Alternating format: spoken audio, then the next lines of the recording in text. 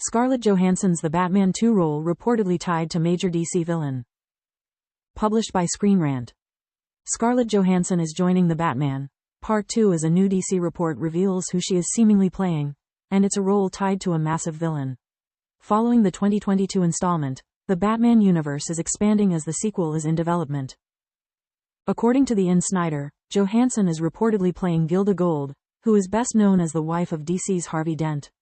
With her introduction, the report also reveals that The Batman, Part 2 is currently in the process of casting Harvey and his father, Christopher Dent.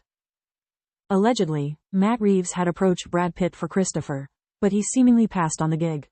Per The Hollywood Reporter on Friday, December 12, the trade addressed the previous Pitt rumors with the following. Is Brad Pitt in The Batman Part 2? This one has been in the ether for months, and we looked into it.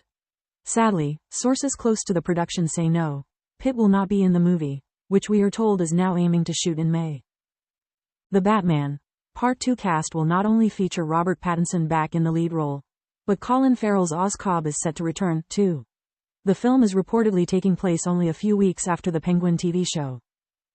If Harvey ends up in Reeves' sequel, this would be the second live-action franchise to feature the famous Batman foe, right after the first film. Christopher Nolan's The Dark Knight brought Harvey into the franchise, with Aaron Eckhart portraying the DC villain.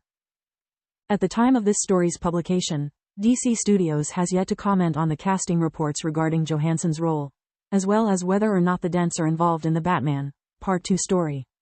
Principal photography is set to begin in May 2026.